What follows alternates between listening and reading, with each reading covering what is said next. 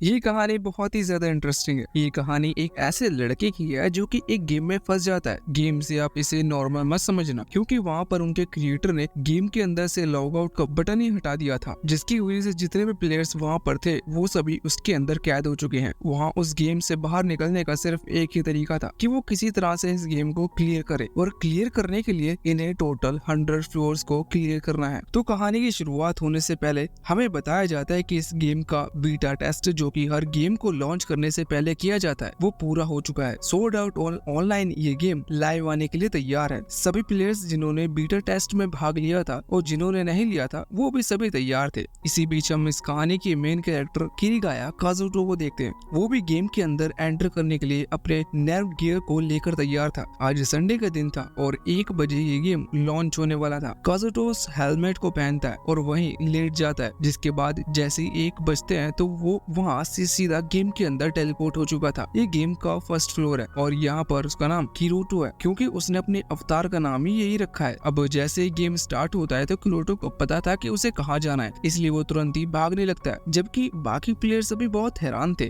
और साथ ही परेशान भी थे कि आखिर वो शुरुआत कहाँ से करे। उसी दौरान एक दूसरा प्लेयर जिसका नाम केलिन है, वो किरोटो को बिना हिचकिचाए सीधा डायरेक्शन में भागते हुए दिखता है। वो किरोटो के पास आता है और उससे हेल्प मांगता है, क्योंकि वो जान गया था कि किरोटो 1000 बीटा टेस्ट्स में से एक है। बीटा टेस्ट्स वो होते हैं जिन्हें गेम खेलने की परमिशन गेम लॉन्च से पहले ही मिल जाती है, इसलिए यहाँ किरोटो की गेम के बारे में बाकी सबसे ज्यादा नॉलेज है। किरोटो को कोई प्रॉब्लम नहीं थी, इसी वजह से वो केलिन को अपने साथ रहने की परमिशन दे देता है। वो वहाँ से आगे बढ़ते हैं, कुछ जंगली वाइल्ड बीस्ट स्टॉक खत्म करते हैं जिससे कि उन्हें कुछ आइटम्स मिल सके। इससे अब उनके बीच में अच्छी खासी दोस्ती हो गई थी। तभी केलिन बताता है कि उसने कुछ ही टाइम पहले एक पिज्जा ऑर्डर किया था, तो वो भी कुछ देर में उसे खाकर आ रहा है। वो लॉग आउट करने की कोशिश करता है, लेकिन वहाँ उसकी स्क्रीन पर लॉग आउट का ऑप्शन ही नहीं आ रहा था। जब किरोटो भी ये चीज चेक करता है तो वो भी हैरान हो जाता है, क्योंकि लॉग आउट का ऑप्शन उसकी स्क्रीन पर भी नहीं था। उन्हें लगा था कि शायद कोई बग है, मतलब कि कोई मिस्टेक है, लेकिन ऐसा नहीं था, क्योंकि कुछ ही देर बाद उन्हें वहाँ से टेलीपोर्ट कर लिया जाता है और अब वो टाउन के बिल्कुल सेंटर में आ चुके थे। यहाँ पर इस गेम का क्रिएटर कायाबा उन्हें बताता है कि लॉग आउट बटन हटाने का कोई मिस्टेक या बग नहीं है, ये असल में एक फीचर है। अगर उन लोगों ने जबरदस्ती गेम के बाहर उस नर्व गियर को हटाने की कोशिश की तो वो अपने आप ही मारे जाएंगे, इसलिए कोई भी ऐसा करने की कोशिश ना करे। दूसरी चीज, यहाँ से बाहर निकलने का कोई दूसरा रास्ता नहीं है, एक ही रास्ता है, वो है इन्हें 100 फ्लोर क्लियर करने होंगे। हर एक फ्लोर पर अपना अपना अलग बॉस है जिसे इन लोगों को हराना है। ये किसी तरह से उसे हराते हैं, ये उनकी प्रॉब्लम है। और फिर लास्ट में एक फाइनल बॉस आ गया था, जिसे हराने के बाद इन्हें इनके रियल वर्ल्ड में वापस भेज दिया जाएगा। इसके बाद अब अचानक से ही वो फिर से टेलीपोर्ट होते हैं और सभी अपने रियल फेस के साथ वहाँ पर आ गए थे, मतलब जैसे वो रियल लाइफ में दिखते हैं। उनका कैरेक्टर सेम वैसा ही हो गया था। अभी किरोटो जानता था कि अब बहस कर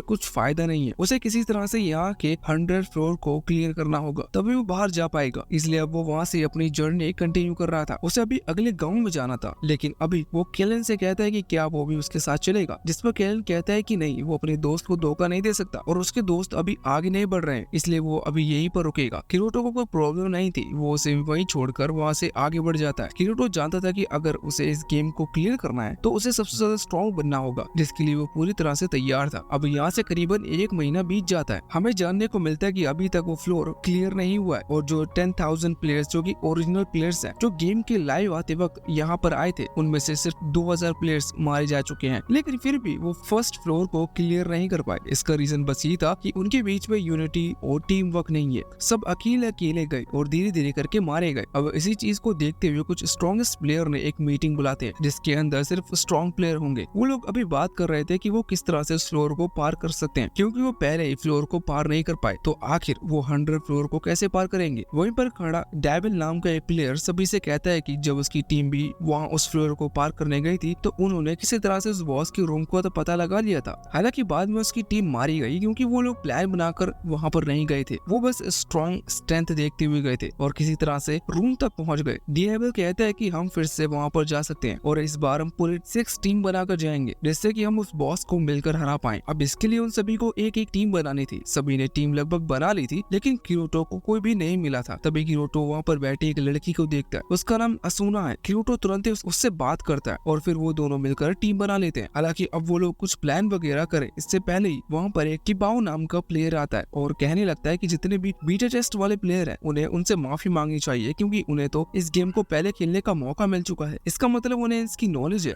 लेकिन हमारा क्या, हम तो अभी अभी इस गेम में आए हैं। लेकिन तभी आइगिल नाम के एक प्लेयर खड़ा होता है और उसके पास आकर उसे बहुत ही प्यार से समझाता है कि वो गलत बात कर रहा है, क्योंकि बीटा टेस्ट वाले भले यहाँ पर आए थे लेकिन उन्होंने इसके लिए एक गाइड भी तैयार की थी। शायद उस लड़की ने गाइड पढ़ी नहीं, इसी वजह से वो ऐसा कह रहा है। एंजल सभी को गाइड दिखाता है और कहता है कि हम इससे आगे के बारे में और जान सकते हैं, जिससे हम उस बॉस को हराने में भी आसानी होगी। अब यहाँ से सीन चेंज होता है। हम देखते हैं कि वो पहले फ्लोर पर किसी तरह से सब कुछ सही कर उस बॉस के पास पहुंच चुके थे। सभी टीम उस बॉस को घेर लेती है और अभी सब आसान चल रहा था, क्योंकि सब कुछ उस गाइड की तरह ही हो रहा था। लेकिन अचानक से वहाँ उस लेवल का बॉस अपनी तलवार बाहर निकाल लेता है। किरोटो ने तुरंत ये चीज नोटिस कर ली थी। ये तो वही तलवार है जो कि बीटा टेस्ट के दौरान इस बॉस ने निकाली थी। किरोटो समझ गया था कि इसके नजदीक जाने में खतरा है, इसी वजह से वो सभी को वार्न करता है। लेकिन डायबल पहले ही वहाँ से आगे बढ़ गया था, जिस वजह से उसे चोट लग जाती है और वो वहाँ से दूर फिक जाता है। उसे बहुत ज्यादा चोट आई थी और उसकी जो हेल्थ मतलब एचपी थी वो बिल्कुल नीचे गिर चुकी थी। किरोटो उसके पास आता है और उसे कुछ हीलिंग पोशन टाइप की चीजें देने लगता है, लेकिन डायबल उसे ऐसा करने से मना करता है और कहता है कि इसे तुम ही रखो, बाद में तुम्हारे काम आएगी। गलती मेरी है, क्योंकि मैं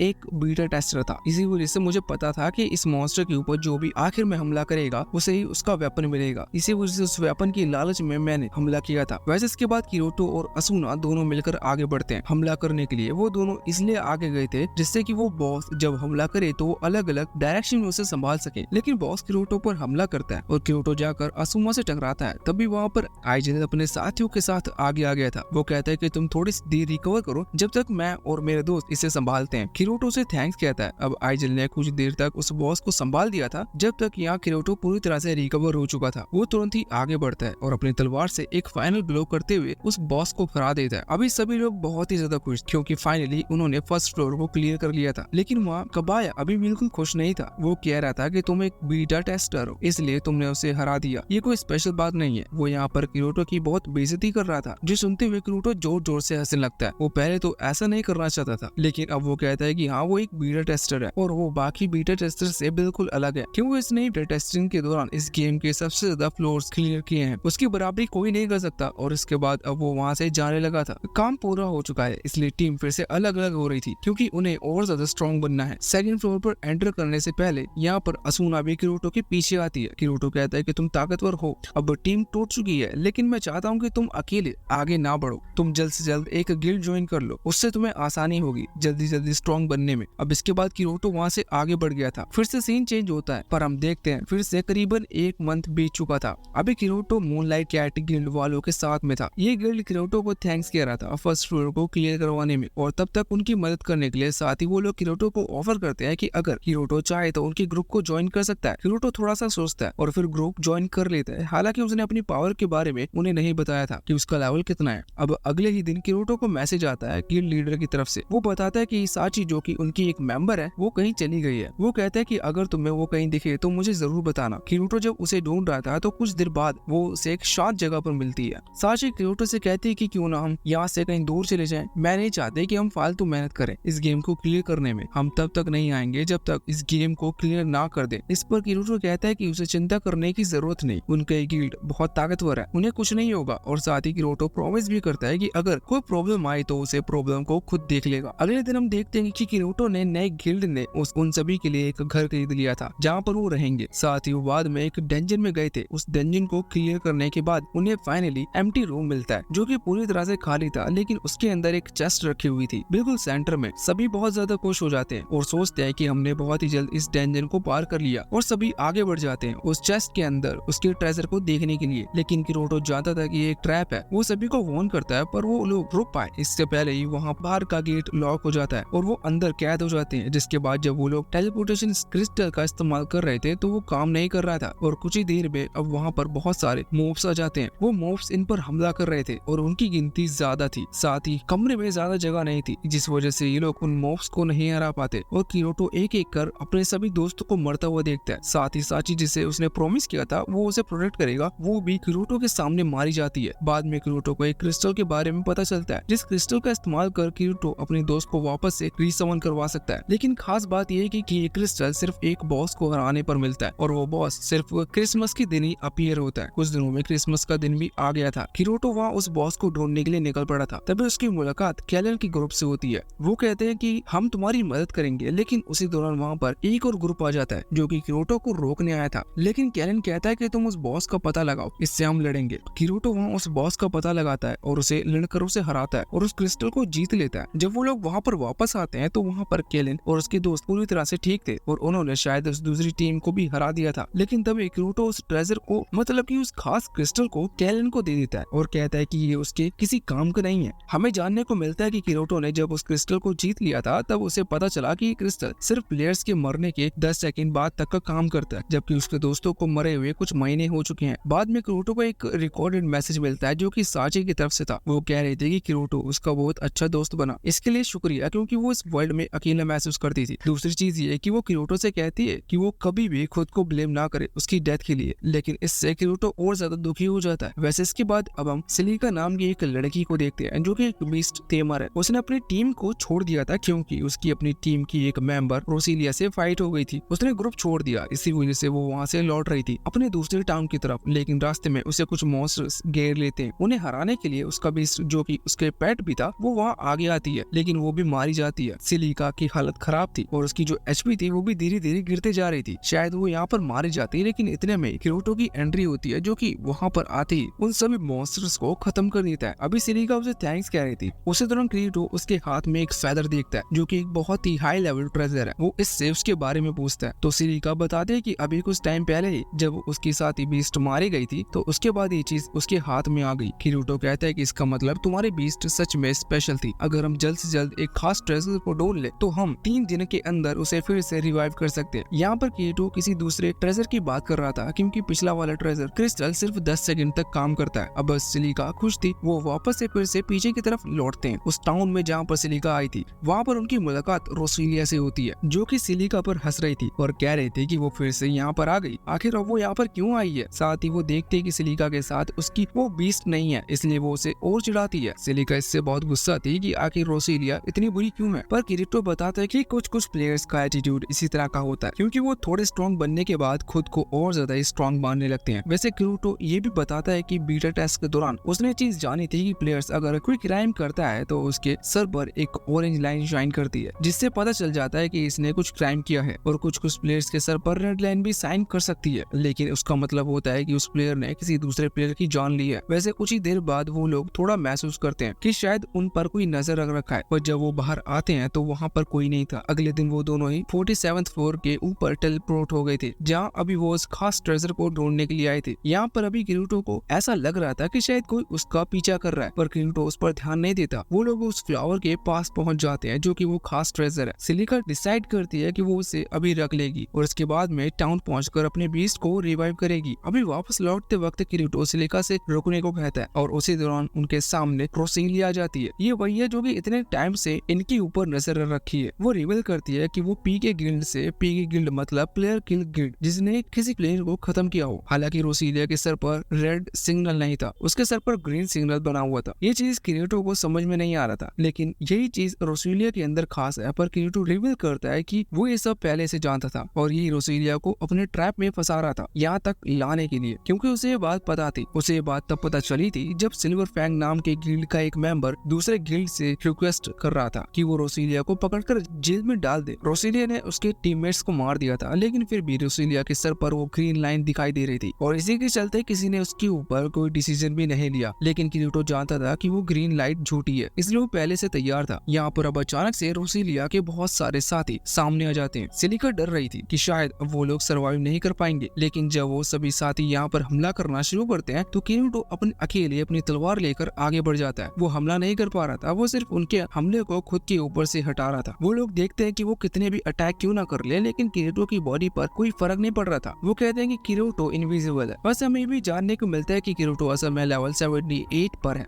जो कि देखा जाए तो बहुत ही ज्यादा लेवल है उन सभी के मुकाबले। यहाँ पर रोसिलिया समझ गई थी कि वो कुछ नहीं कर सकती। हालांकि अब वो और कुछ समझ पाए इससे पहले ही किरोटो आगे बढ़ता है और उसे सीधा ही प्रिजन में टेलीपोर्ट कर देता है। और इसके बाद वो सिलिका को टाउन में लेके आया था, जहाँ वो पहले उससे माफी मांगता है क्योंकि उसे सिलिका का यूज किया रोसिलिया का पता लगाने के लिए, लेकिन सिलिका को चीज में कोई प्रॉब्लम नहीं थी क्योंकि आखिर वो दोनों ही सेफ है। बाद में अब वो उस फ्लावर के लिक्विड को उस फेदर ट्रेजर के ऊपर डालती है, जिसकी वजह से उसकी वो बीस्ट फिर से रीअपेयर हो गई थी। वो बहुत ज्यादा खुश थी, वो किरोटो को थैंक्स कह रही थी और इसके बाद अब उन दोनों के रास्ते अलग थे, इसलिए वो अलग अलग डायरेक्शन में चले जाते हैं, लेकिन वो एक दूसरे से प्रॉमिस करते हैं कि वो फिर से जरूर मिलेंगे। अब यहाँ से अच्छा खासा समय बीत चुका था। हम अभी असूना को देखते हैं जिसने अपने नए गिल्ड ब्लड ऑथ की एक मीटिंग बुलाई थी। इस मीटिंग के दौरान किरीटो भी वहाँ पर आया था। अभी वो लोग 56 फ्लोर पर पहुंच चुके हैं, लेकिन यहाँ के बॉस को खत्म करना थोड़ा सा मुश्किल था। इसी वजह से असूना कह रही थी कि क्यों ना हम किसी तरह से उस बॉस को यहाँ टाउन की तरफ लेकर आए। इस पर किरीटो कहते हैं कि इससे टाउन के लोग मारे जाएंगे, पर असूना कहते हैं कि इससे कोई फर्क नहीं पड़ता क्योंकि वो एनपीसी है, मतलब कि उन्हें कंप्यूटर ने बनाया है, वो बाद में फिर से रीजनरेट हो जाएंगे। किरीटो को फिर भी उसका ये प्लान सही नहीं लग रहा था। बाद में किरीटो की मुलाकात एंजल से होती है। एंजल आगे उससे कहता है कि तुमने शुरुआत में असूना को एडवाइस दी थी कि वो अपनी जर्नी एक टीम में कंटिन्यू करे, और अब वो इतनी आगे आ चुकी है कि वो ब्लड ऑथ की वाइस कैप्टन है। अब अगले सीन में हम देखते हैं कि किरीटो एक कपड़े के नीचे आराम से लेटा हुआ था। तभी वहाँ पर असूना आती है। वो कहते हैं कि अभी हम फ्लोर को क्लियर करने के बारे में सोच रहे हैं और तुम इस तरह से सो रहे हो। किरीटो कहता है कि फ्लोर तो एक ना एक दिन क्लियर हो ही जाएगा, आज वेदर बहुत अच्छा है तो मैंने सोचा क्यों ना आज आराम किया जाए। वो वहीं पर सो जाता है। जब उसकी नींद खुलती है तो वहाँ पर असूना को देखता है, वो भी वहीं पर सो चुकी थी। अब किरीटो वहाँ से जाता नहीं है क्योंकि उसे थोड़ा सा शक था कि अगर वो यहाँ से चला गया तो कोई असूना पर हमला कर सकता है। बाद में जब शाम के टाइम असूना की आंख खुलती है तो वो किरीटो को इस चीज के लिए थैंक्स कहती है और बाद में उसे एक रेस्टोरेंट पर भी लेके जाती है जहाँ पर अभी वो खाना खा रहे थे कि तभी उन्हें किसी के चीखने की आवाज आती है। वो जैसे ही वहाँ से बाहर आते हैं तो उन्हें एक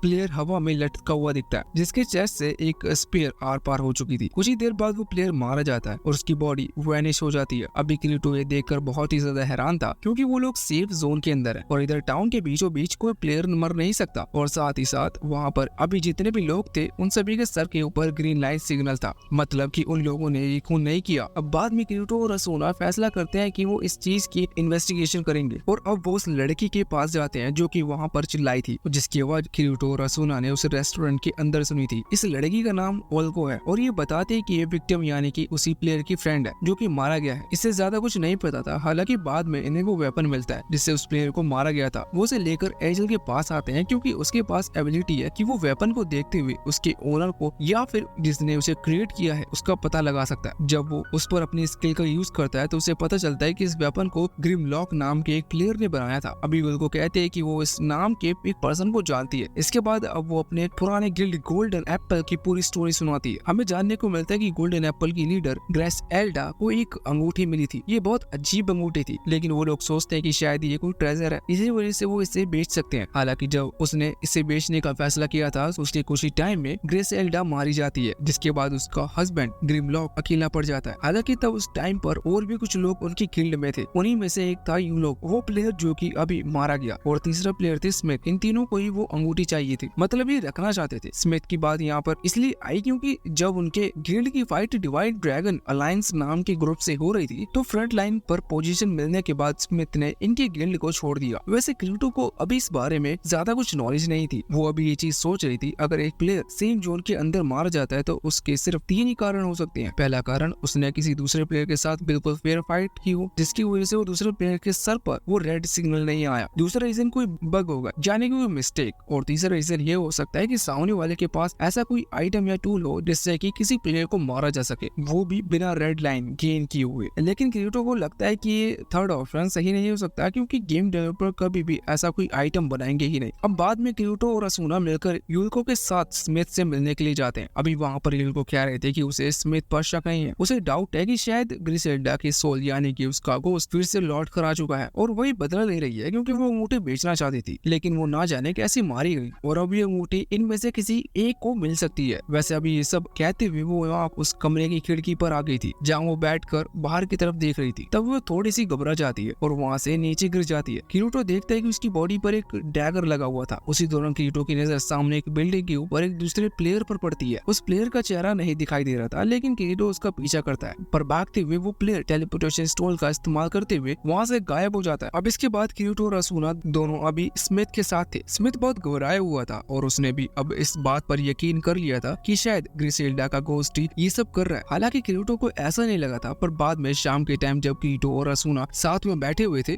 तो किरीटो कह रहा था कि क्या सच में ग्रिसेल्डा का गोस्ट यहाँ पर आकर बदला ले सकता है। उसी दौरान असूना कहती है कि ये तो तुम बाद में सोचना, अभी तुम कुछ खा लो। किरीटो ये देखकर हैरान था कि असूना को कुकिंग भी आती है। वैसे अब जब किरीटो उसके बैग से खाने के लिए वो चीज निकाल रहा था तो अचानक से गलती से वो उसके हाथ से नीचे गिर जाती है और नीचे गिरने के बाद डिसअपियर हो जाती है। किरीटो कहता है कि अब वो सब कुछ समझ गया है। वैसे तभी यहाँ से सीन चेंज होता है। हम देखते हैं कि स्मिथ, जिसने पूरी तरह से ये बात मान ली थी कि शायद ये सब ग्रिसेल्डा का गोस्ट कर रहा है, वो अभी ग्रिसेल्डा की ग्रेव पर आया हुआ था, जहाँ पर वो उससे माफी मांग रहा था कि अगर उसने कोई भी गलत काम किए हो तो उसे माफ कर दे। लेकिन उसी दौरान उसके सामने दो मिस्टीरियस लोग अपीयर होते हैं, जिन्हें देखकर वो बहुत ही ज्यादा घबरा जाता है। वो दोनों जो भी थे वो स्मिथ से कहते हैं कि उन्होंने भी थोड़ी सी रिसर्च की, जिसके बाद उन्हें जानकारी मिल चुकी कि ग्रिसेल्डा की डेथ के पहले किसी ने स्मिथ के पास से एक टेलीपोर्टेशन स्टोन देखा था, जिसमें जो बेंडिंग प्लेस होती है, जिससे अगर हम टेलीपोर्टेशन स्टोन का इस्तेमाल करें और उस जगह पर टेलीपोर्ट होते हैं, वो प्लेस स्मिथ ग्रिसेल्डा जहाँ पर रहती है उस जगह की सेट हुई थी। अब स्मिथ छुप नहीं सकता था, उसे चीज कन्फेस करनी पड़ती है कि हाँ सच में उसने वो गलती की है। हालांकि उसे नहीं पता था कि उसे ऐसा करने के लिए कहा किसने, वो खुद भी ये बात नहीं जानता था। अभी दूसरी तरफ हम वहाँ किरीटो असूना से कह रहा था कि भले ही सेफ जोन के अंदर हम किसी प्लेयर की एचपी यानी कि उसके हेल्थ पॉइंट्स को कम नहीं कर सकते, लेकिन कुछ टूल्स ऐसे हैं जिनसे उनके आइटम्स को कमजोर कर सकते हैं। तो किरीटो कहता है कि शायद ऐसा ही हो सकता है कि किसी ने पहले वो जो प्लेयर मारा गया था उसके आर्मर को कमजोर कर दिया, लेकिन अब सेफ जोन के अंदर वो प्लेयर मारा नहीं जा सकता, इसलिए जब वो वेपन उसे आकर लगा उसी दौरान उस प्लेयर ने टेलीपोर्टेशन स्टोन का इस्तेमाल किया और वो टेलीपोर्ट हो गया। सेम ये वो चीज यूको के केस में बताता है। वो कहता है कि यूको को पीठ पर वो डैगर लगा था, जबकि वो तो सामने की तरफ मुंह करके बैठी हुई थी। इसका मतलब जब वो भी डैगर लगने की वजह से नीचे गिरी तभी उसने टेलीपोर्टेशन स्टोन का इस्तेमाल किया। वैसे वहाँ दूसरी तरफ स्मिथ ने ये चीज मान ली थी कि हाँ सच में उसके पास एक टेलीपोर्टेशन स्टोन था,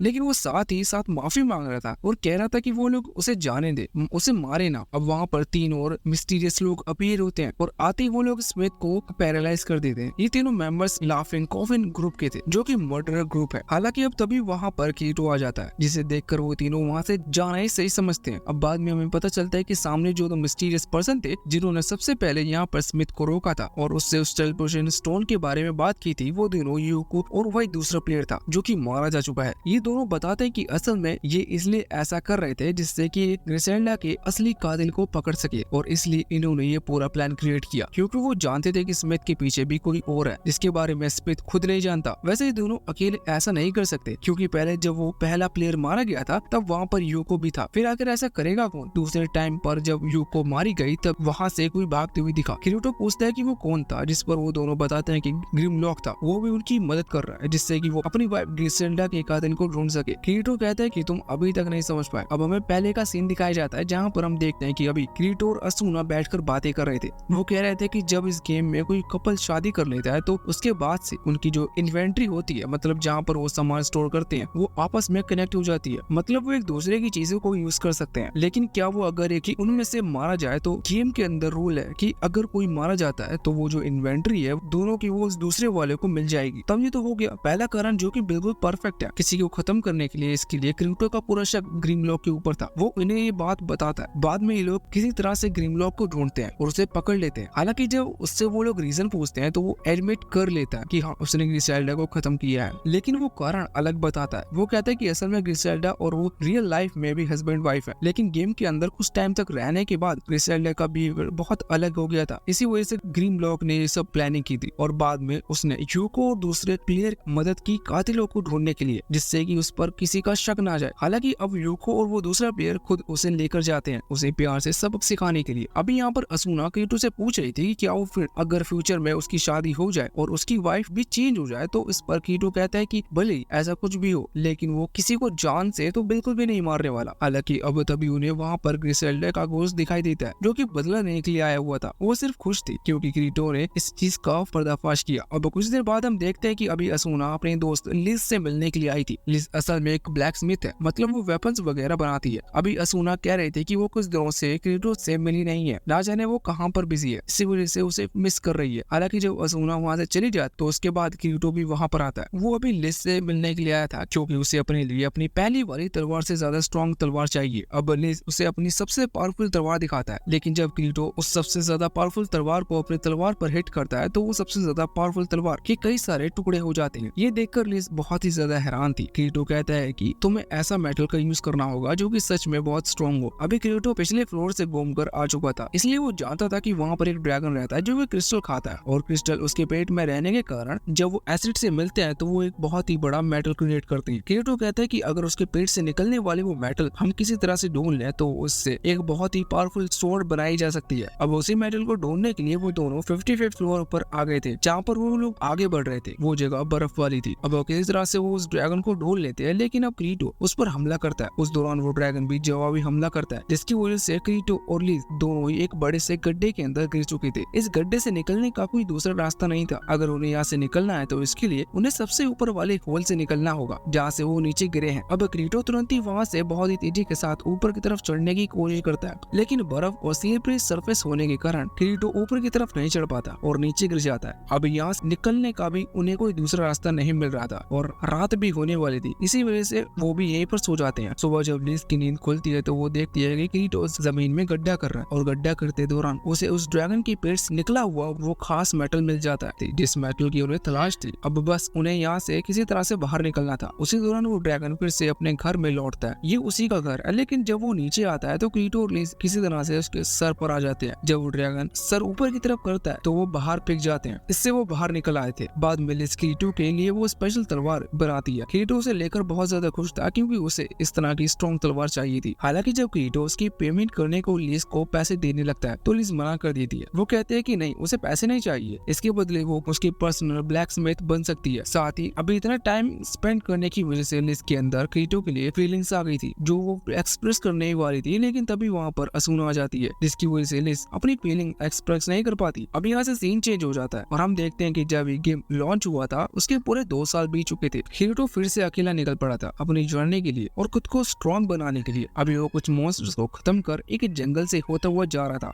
जहाँ उसकी मुलाकात एक रकून रैबिट से होती है जो कि बहुत ही ज्यादा रेयर बीस्ट है। क्रीटो उसे पकड़ लेता है और बाद में एजल के पास आता है। वो कहता है कि रैबिट उसने पकड़ा है। एजल के हाथ कांप रहे थे ये देख कर कि क्रीटो एक ऐसे रैंक की रैबिट को पकड़ कर लेकर आया है। ये बहुत ही ज्यादा रेयर है और ये स्ट्रॉन्ग भी होते हैं। इन्हें खाने से इन्हें एक स्पेशल एबिलिटी मिलती है। क्रीटो उसे कुक करने का कहता है, लेकिन एजल मना कर देता है क्योंकि वो इतना ज्यादा माहिर नहीं है इस चीज में। क्रीटो कहता है कि फिर कौन है जो कि इसे कुक कर पाए। अभी तभी वहाँ पर असूना आ जाती है और अपने ब्लड ऑथ ग्रुप के एक दूसरे नाइट मेंबर के साथ वो कहते हैं कि उसने कुकिंग स्किल्स को पहले से ज्यादा इम्प्रूव कर लिया है, इसलिए वो क्रीटो की हेल्प कर सकती है अगर क्रीटो उसके साथ से ये मील 50-50 शेयर करे तो। क्रीटो इसके लिए अग्री कर देता है। अब भले ही असूना उसके लिए वो कुक जरूर कर दे, लेकिन क्रीटो के पास रुकने के लिए कोई जगह नहीं है जहाँ पर वो कुक कर खाना खा पाए। लेकिन असूना कहती है कि अगर वो चाहे तो उसके घर पर आ सकता है। क्रीटो ये सुनकर हैरान था। वैसे हमें जानने को मिलता है कि वो जो नाइट है ब्लड ऑथ ग्रुप का वो असल में असूना का बॉडीगार्ड है। असूना उससे कहती है कि अभी क्रीटो उसके साथ है इसलिए उसे यहाँ पर रहने की जरूरत नहीं। ये सुनकर बॉडीगार्ड को लगता है कि शायद असूना क्रीटो को उसे ज्यादा ताकतवर समझती है। बॉडीगार्ड कहता है कि तुम ये कैसे कह सकती हो, लेकिन असूना कहती है कि नहीं, ये उसकी मर्जी है, जिसके बाद बॉडीगार्ड को वहाँ से जाना पड़ता है। बाद में अभी घर पर असूना क्रीटो को खाना देती है और बाद में उससे कहती है थोड़ा फोर्स के साथ कि वो इस वर्ल्ड में अकेले सोलो प्लेयर बनकर सर्वाइव नहीं कर सकता, क्योंकि जैसे जैसे वो आगे बढ़ रहा है वैसे वैसे खतरा बढ़ते जा रहा है, इसलिए उन्हें 2 पर्सन की टीम बना लेनी चाहिए। अब इस पर क्रीटो भी एग्री करता है, वो टीम बना लेता है। अगले दिन हम देखते हैं कि अभी क्रीटो बैठा हुआ था, तभी असूना उससे मिलने के लिए आती है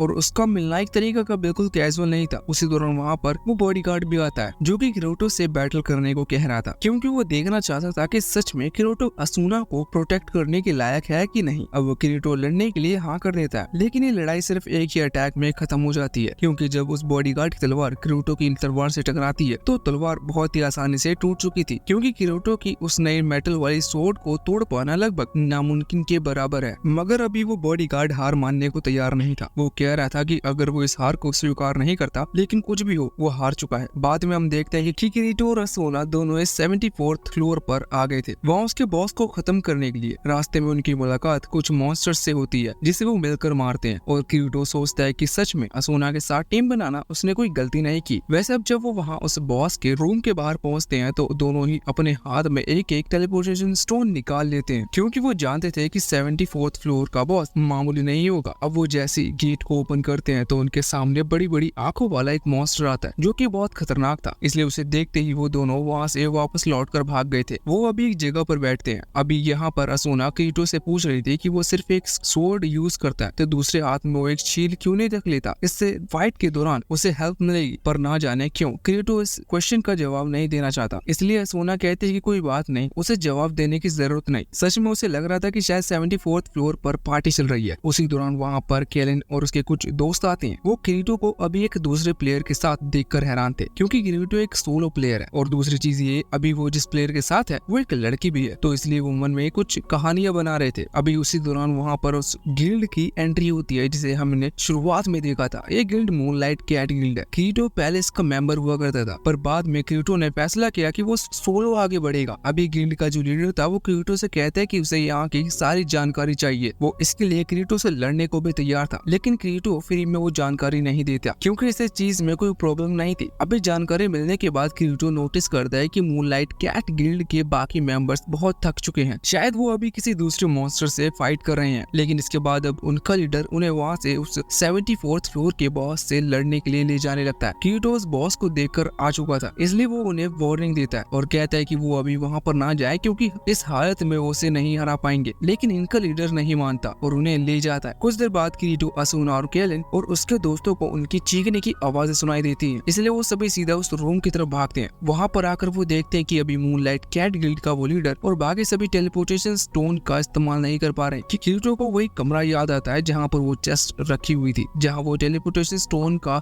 इस्तेमाल नहीं कर सकता था। अभी यहाँ पर इस गिल्ड के कई सारे मेंबर्स मारे जा चुके थे, लेकिन क्रीटो और असूना फैसला करते हैं कि वो जितना हो सके उतने लोगों को बचाएंगे। क्रीटो इस वक्त आगे बढ़कर अपनी तलवार से उस बॉस को रोकने की कोशिश कर रहा था, जिस दौरान असूना और केलिन और उसकी दोस्त सभी मिलकर वहाँ पर पड़े उन मेंबर्स को जो कि जिंदा हैं और बस इंजर्ड है, इन्हें वहाँ से बाहर निकाल रहे थे। क्रीटो लड़ते वक्त सोचता है कि सच में वो अपने दूसरे हाथ को इस्तेमाल करता है नहीं, उसे एक और तलवार चाहिए। वो तुरंत इन्वेंटरी चेक करता है जहाँ उसे एक तलवार मिल भी जाती है। वैसे अभी तक क्रीटो ने ऐसे किसी प्लेयर के बारे में नहीं सुना था जो कि डबल सोर्ड को परफेक्टली चला सके, लेकिन क्रीटो को अपनी स्किल पर पूरा भरोसा है। वो दूसरी तलवार निकालता है और दोनों तलवार को लेकर हमला करने लगता है। कुछ ही देर बाद वहाँ उनके सामने कांग्रेचुलेशन लिखा आता है क्योंकि उसने उस बॉस को हरा दिया था। लेकिन कमाल की बात ये थी कि एचपी इतनी कम हो चुकी है कि अगर वो हल्के से झटके से नीचे गिर जाता है तो वो एलिमिनेट हो जाएगा। वैसे थकने की वजह से वो वैसे भी नीचे गिर जाता है, लेकिन एलिमिनेट नहीं होता है क्योंकि वो अटैक की वजह से नहीं गिरा। वैसे अब क्रीटो की डबल सोर्ड स्किल को देखते हुए वो सभी लोग बहुत ही ज्यादा हैरान थे। केलिन कह रहा था कि आखिर तुमने इसका इस्तेमाल कैसे किया, क्योंकि इसके बारे में तो गाइड में भी कुछ भी नहीं लिखा हुआ था। ये बहुत ही ज्यादा रेयर स्किल है, यहाँ तक कि अभी तक इसे कोई भी इस्तेमाल नहीं कर पाया था। वो अभी क्रीटो से बहुत इम्प्रेस थे और इसी की वजह से अब वो कुछ दिनों तक क्रीटो का पीछा बिल्कुल भी नहीं छोड़ते। हालांकि अब इसी स्किल की वजह से क्रीटो चर्च में आ चुका था, इसलिए ब्लड ऑथ गिल्ड इसकी वाइस कैप्टन असूना वहाँ से लीडर यानी कि कैप्टन क्रीटो को बुलाता है। वहाँ कैप्टन को अभी क्रीटो और असूना के बीच के रिलेशन के बारे में भी पता था, इसलिए वो कह रहा था कि तुम हमसे हमारा एक मेंबर छीनना चाहते हो। हालांकि क्रीटो को ये चीज समझ में नहीं आती। अब वो कैप्टन को भी पता था कि क्रीटो के पास एक स्पेशल स्किल है, इसी वजह से वो क्रीटो को चैलेंज करता है, ये देखने के लिए कि सच में क्रीटो स्ट्रॉन्ग भी है कि नहीं। और इसी के लिए वो शर्त लगाता है कि अगर क्रीटो हार गया तो इसके बाद में क्रीटो को उनका गिल्ड ज्वाइन करना होगा। अब क्रीटो चैलेंज के लिए हाँ कर देता है। उनकी फाइट बिल्कुल फेयर फाइट होने वाली थी, इसलिए बहुत बड़े अरीना में वो दोनों आमने सामने आते हैं,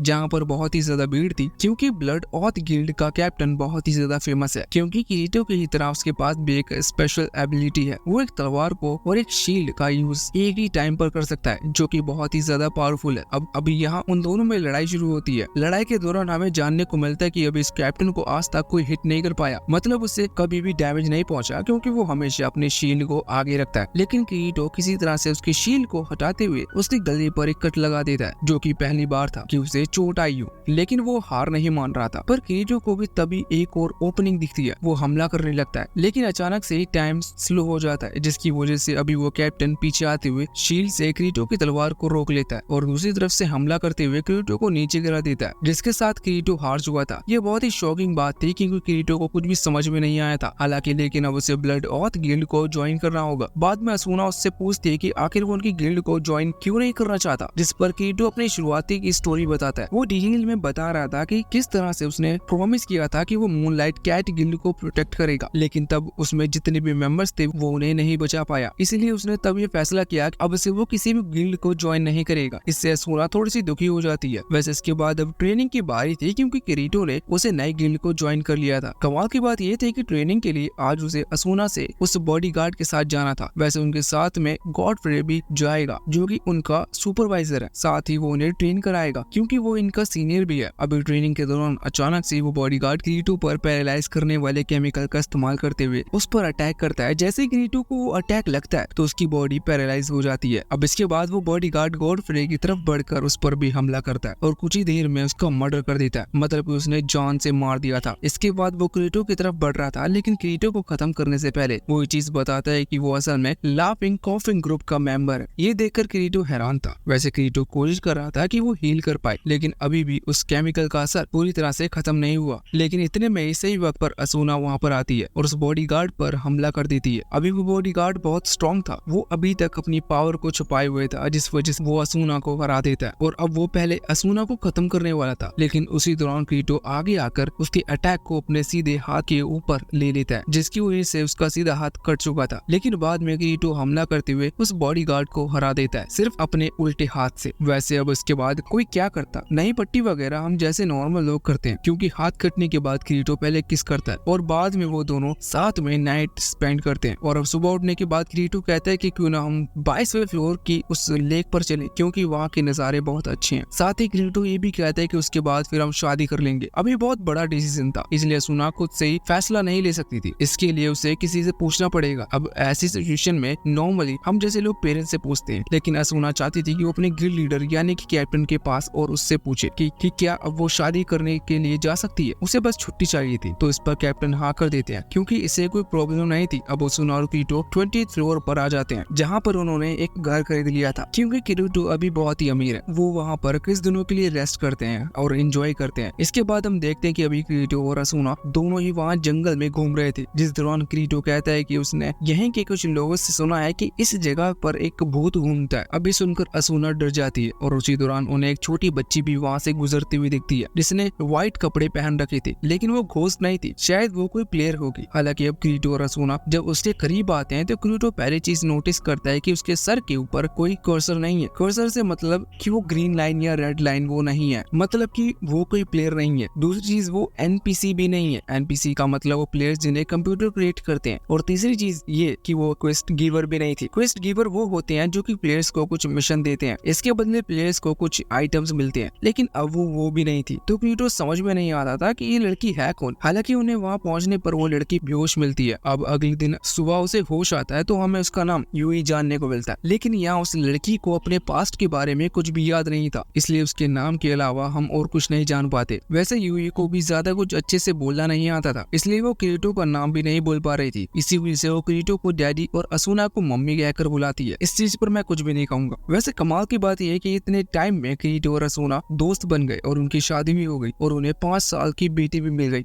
लेकिन इसके बाद किरीटो बिल्कुल सही डिसीजन लेता है। वो उस बच्चे से पीछे छुड़ाने के लिए उसके पेरेंट्स या ऐसे किसी को ढूंढ रहा था जो उसे जानता हो। मजाक कर रहा हूँ, वो बस ऐसे ही उसके फैमिली मेंबर्स को ढूंढने के लिए निकल गया था, समाज सेवा के लिए। वो दोनों ही उस बच्चे को लेकर मतलब कि यूई को लेकर फर्स्ट फ्लोर पर आ जाते हैं, क्योंकि शुरुआत से ही करनी होगी। अब यहाँ पर वो आगे बढ़ रहे थे। उन्हें जानने को मिलता है कि कई सारे प्लेयर्स आगे गए ही नहीं, क्योंकि वो डरपोक थे, वो आगे जाकर लड़ाई नहीं लेना चाहते थे। इसी वजह से वो फर्स्ट फ्लोर पर रुक गए और यहीं पर धंधा पानी चलाने लगे। कुछ ने तो दुकान खोल ली और कुछ दूसरे किसी गिल्ड में ज्वाइन हो चुके हैं। ऐसे एक गिल्ड था कुछ सोल्जर्स का, जो कि इस वक्त यहाँ पर कुछ बच्चे को परेशान कर रहा था। ना जाने वो खुद को क्या समझते हैं कि बच्चों को परेशान कर रहे हैं। वो खुद को बड़ा मान रहे थे। हालांकि ये चीज असूना को पसंद नहीं आती, पर वो तो उन्हें बहुत ही प्यार से सबक सिखाता है। अभी बाद में जब इधर हम किरीटो के पास आते हैं तो हम देखते हैं कि अभी किरीटो ने यूई को पकड़ रखा था, लेकिन उसी दौरान यूई को कुछ आवाज सुनाई देती है। वो आसमान की तरफ हाथ उठाती है और उस आवाज के कारण वो बेहोश हो जाती है। किरीटो और असूना ये देखकर घबरा गए थे। वो तुरंत ही उसे चर्च में लेकर आते हैं, जहाँ पर किरीटो की मुलाकात एक ऐसे प्लेयर से होती है जो कि फर्स्ट फ्लोर पर रहकर यहाँ पर जितने भी बच्चे हैं उनका ख्याल रखता है। लेकिन वो बताता है कि उसने कभी भी यूई को नहीं देखा, वो उसे नहीं जानता कि वो कौन है। अब बाद में किरीटो की मुलाकात एक और प्लेयर से होती है। ये एक लड़की थी और इसका नाम यूलियर है। ये किरीटो से खुद मिलने के लिए आई थी, क्योंकि किरीटो और असूना को थैंक्स कहना चाहती थी उन सोल्जर्स को प्यार से समझाने के लिए, क्योंकि वो इसी तरह से इन्हें परेशान करते हैं और इनके कहने पर मानते नहीं है। लेकिन अब उन्हें इतने प्यार से समझाया गया था कि शायद अब वो ऐसी गलती कभी नहीं करेंगे। बाद में ये लड़की किरीटो से हेल्प मांगती है और बताते हैं कि ये जिस गिल्ड में है उसका जो कैप्टन था जिसका नाम थिंकर है वो मारा गया। हालांकि वो स्टोरी भी बताती है। अब आपको किबाउ को याद ही होगा, जो कि शुरुआत में किरीटो को बुरा भला कह रहा था, क्योंकि किरीटो एक बीटा टेस्टर है। तो कहानी कुछ इस तरह से है कि किबाउ फर्स्ट फ्लोर पर रुक गया था, क्योंकि हमें शुरुआत से ही पता है कि वो एक डरपोक है। बाद में उसने थिंकर से उससे बात करने के लिए बुलाया। थिंकर अच्छे खासे एक गिल्ड का लीडर था, इसीलिए थिंकर उसकी बात मान जाता है। किबाउ ने उसे एक डेंजन में बुलाया था, लेकिन वो ये नहीं बताता कि वो जगह एक डेंजन है। किबाउ कहता है कि मुझे तुमसे कुछ बात करनी है, इसलिए तुम नॉर्मली अकेले आ जाना। इसलिए थिंकर बिना कुछ ज्यादा तैयारी करे चुपचाप वहाँ से चला जाता है और उससे मिलता है। हालांकि फिर यहाँ पर यूलियर यूलियर बताती है कि उसके बाद से थिंकर नहीं लौटा, शायद वो मारा जा चुका होगा। अभी असूना को तो यूलियर की बातों पर ज्यादा यकीन नहीं हो रहा था, पर तभी यू कहती है कि नहीं, ये सही कह रही है। अब क्रीटो फैसला करता है कि वो उसकी मदद करेगा, इसलिए वो सबसे पहले वहाँ उस डंजन में जाते हैं। ये डंजन वहाँ से कुछ ही दूरी पर था। वहाँ पहुँचने के बाद ये लोग देखते कि थिंकर अभी तक मरा नहीं है, वो बस उस डंजन में कैद हो चुका था। उसे देखते ही यूलियर, जो कि उसे शायद पसंद करती है, वो आगे भाग रही थी, लेकिन थिंकर वहाँ से चिल्लाता है कि यहाँ मत आओ क्योंकि ये एक ट्रैप है, लेकिन वो नहीं सुनती। और इतने में उसके सामने एक बड़ा सा मॉन्स्टर टाइप का बॉस लेवल क्रिएचर आ जाता है। बॉस लेवल कोई परफेक्ट लेवल नहीं होता, वो एक इतने लेवल पर होगा। बॉस का मतलब कि अभी तक क्रीटो ने जितने भी अपोनेंट से फाइट की है, ये उससे ज्यादा ताकतवर है। क्रीटो इससे लड़ने वाला था, लेकिन उनमें से कोई भी इसे नहीं हरा सकता था क्योंकि इसका लेवल उन सबसे ज्यादा है। लेकिन इस दौरान यूवी वहाँ सामने आ जाती है। भले ही वो एक छोटी बच्ची है, लेकिन यहाँ हमें जानने को मिलता है कि वो एक इमोर्टल ऑब्जेक्ट है। उसके पास इमोर्टलिटी की पावर है और इसकी पावर के आगे वो बॉस भी कुछ नहीं कर पाता, और एक ही अटैक में यूवी उसे खत्म कर देती है। वैसे ऐसा करने की वजह से अभी यूवी को उसकी वो याददाश्त फिर से मिल चुकी थी, उससे सब कुछ याद आ जाता है। वो क्रीटो और असूना को बताती है कि वो एक इमोर्टल ऑब्जेक्ट है, मतलब कि वो एक एआई की तरह है जिसे गेम के अंदर डेवलप किया गया था। उसका काम है सभी प्लेयर्स के इमोशंस को कंट्रोल करना, लेकिन किसी गड़बड़ के चलते वो ऐसा नहीं कर पाती। वो सिर्फ दूसरे प्लेयर के इमोशंस को देखती रहती है। लेकिन एक टाइम पर उसने क्रीटो और असूना को देखा जिन्होंने इस गेम के अंदर ही खुशी को ढूंढ लिया था, मतलब कि बाकी प्लेयर्स जो यहाँ पर आए हैं वो इस चीज से परेशान है कि वो किस तरह से इस गेम को पार करें, जबकि क्रीटो और असूना दोनों ही खुश थे। यही चीज देखते हुए यूवी ने फैसला किया कि वो इनसे आकर मिलेगी, लेकिन यहाँ इनसे मिलने के चक्कर में उसने अपनी याददाश्त खो दी। वैसे यूवी ने भी उस बॉस लेवल क्रिएचर को हराने के लिए सिस्टम का यूज किया है, जिससे कि वो उस बॉस को डिलीट कर सके। लेकिन इस चीज का पता गेम के दूसरे एआई को लग जाता है, जो कि अब यूवी को ही डिलीट करने लगा था। लेकिन यूवी पूरी तरह से डिलीट हो इससे पहले ही क्रीटो तुरंत ही वहाँ उस कीबोर्ड से जो गेम से जुड़ा हुआ है उसे टाइप करते हुए एक इन गेम आइटम क्रिएट करता है, जिसके अंदर वो यूवी के प्रोग्राम को सेव कर सके, और अब वो ऐसा करने में कामयाब भी हो जाता है। वैसे हम देखते हैं कि अब उनके वेकेशन को 2 हफ्ते बीत चुके थे। इसी वजह से गिल्ड की तरफ से एक अर्जेंट नोटिस आता है। वो तुरंत ही वहाँ गिल्ड में पहुंचते हैं, जहाँ पर वो लीडर बताता है कि उनकी एक टीम जिसमें 20 मेंबर्स थे वो एक मॉन्स्टर से लड़ने गए थे, जो कि बॉक्स लेवल का था। लेकिन वो जिस रूम में उससे लड़ रहे थे,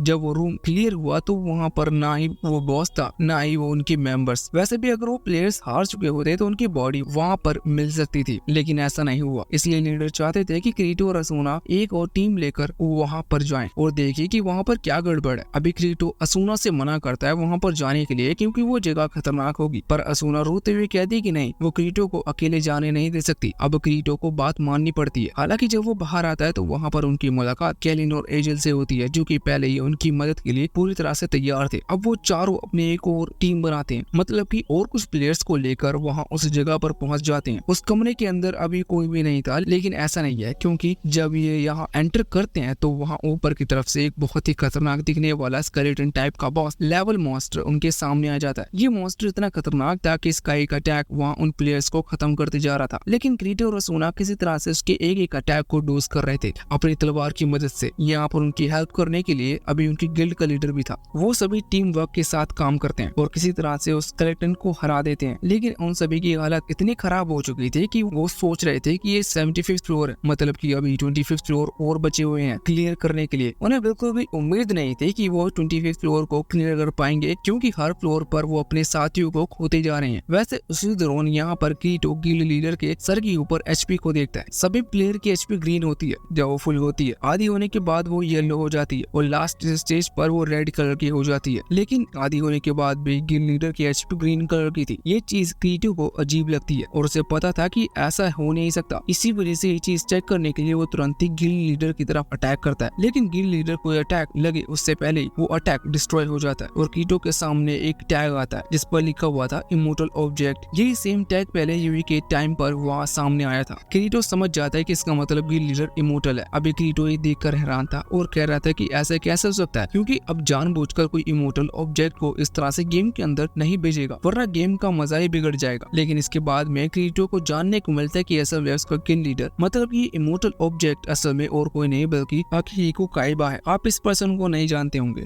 ये वही पर्सन है जिसने स्वॉर्ड आर्ट ऑनलाइन गेम को क्रिएट किया था, जिस गेम के अंदर अभी क्रीटो और बाकी सभी कैद है। ये कहता है कि ये बस मजे ले रहा है। इसे उम्मीद है कि क्रीटो ने किसी न किसी तरह से तो 100 फ्लोर तक पहुंच ही जाएगा, और वो बताता है कि 100 फ्लोर पर वो खुद क्रीटो से लड़ना चाहता था, लेकिन अब जब उस सीक्रेट रेड पहले ही बाहर आ चुका है तो वो क्रीटो को चैलेंज करता है। अगर क्रीटो उसे हरा दे तो उसके बदले वो सभी प्लेयर को लॉग आउट करने की परमिशन दे देगा। ये फैसला लेना क्रीटो के लिए बहुत ही मुश्किल हो रहा था क्योंकि वहाँ पर बाकी सारे प्लेयर्स और क्रीटो के दोस्त अभी उसे ऐसा करने से मना कर रहे थे क्योंकि इसके दो कारण है। पहला कारण ये कि क्रीटो अगर लड़ने से मना कर देता है तो काइबा फिर से फ्लोर 100 पर चला जाएगा, मतलब क्रीटो को बहुत टाइम मिल जाएगा खुद को इम्प्रूव करने के लिए, लेकिन ये कुछ ज्यादा ही टाइम है, इसलिए क्रीटो ऐसा नहीं चाहता था। वो फैसला करता है कि वो फाइट करेगा और किसी भी तरह से काइबा को हराएगा। लड़ने से पहले वो काइबा से कहता है कि अगर यहाँ पर क्रीटो मारा जाता है तो काइबा किसी तरह से असूना को समझाएगा। उसका सिंपल मतलब ये था कि असूना ने यहाँ इस फ्लोर पर आने से पहले क्रीटो से ये कहा था कि अगर क्रीटो मारा गया तो वो खुद भी जिंदा नहीं रह सकती, इसी वजह से क्रीटो उसे अपने साथ लेकर आया था। लेकिन अब इस फाइट में क्रीटो मारा भी जा सकता है क्योंकि अब ये बात गेम तक सीमित नहीं है, ये लाइफ एंड डेथ का मैच है। यहाँ पर उन दोनों में फाइट होना शुरू हो जाती है। फाइट के दौरान क्रीटो अपने सबसे अच्छे मूव्स का इस्तेमाल कर रहा था, लेकिन जिस गेम के अंदर वो है उस गेम के एडिटर को हराना इतना मुश्किल हो सकता है, ये चीज क्रीटो समझ चुका था क्योंकि काइबा उसके हर एक अटैक को रोक सकता था और अब वो क्रीटो पर फाइनल अटैक करने वाला था जो कि सच में क्रीटो की जान भी ले सकता था। लेकिन उस अटैक के सामने असूना आ जाती है और उस अटैक को खुद के ऊपर लेकर खुद की जान दे देती है। साथ इसके बाद अब काइबा ने सीधा अपनी तलवार चलाते हुए क्रीटो की बॉडी के आर पार कर दी थी। क्रीटो की जो एचपी थी वो पूरी 0 हो चुकी थी, मतलब कि क्रीटो मारा जाता है, लेकिन तब भी क्रीटो ने मरने से मना कर दिया था। वो जितनी पावर बची हुई थी उतनी पावर इस्तेमाल करते हुए अपनी उस तलवार को काइबा की बॉडी के आर पार कर देता है। उसने फैसला लिया था कि भले ही वो आज वो मारा जाए लेकिन वो काइबा को भी जिंदा नहीं छोड़ेगा। अब यहाँ पर क्रीटो जैसे ही मरता है तो इसके बाद वो टेलीपोर्ट होते हुए एक खाली सी जगह पर आ गए थे जहाँ पर असूना भी थी और साथ ही काइबा भी था। अभी काइबा कहता है कि उसे नहीं पता कि उसने ये गेम क्यों डेवलप किया, पर उसे लगा कि शायद इसका रीजन ये है कि वो ऐसी दुनिया क्रिएट करना चाहता था जहाँ पर कोई उसे कंट्रोल ना कर सके, जो कि रीजन सही था। यहाँ पर क्रीटो असूना एक आखिरी बार एक दूसरे को हक करते हैं और वो दोनों बहुत खुश थे कि वो फिर से एक दूसरे से मिल पाए। इसके बाद अचानक से क्रीटो की आंख खुलती है और वो अभी हॉस्पिटल में था। वो फैसला करता है कि वो रियल लाइफ में भी असूना को ढूंढेगा और बस इसी के साथ ये पार्ट यही पर एंड होता है। इसकी आगे का पार्ट भी बनाया जा सकता है अगर इस वीडियो पर अच्छा खासा सपोर्ट आए तो।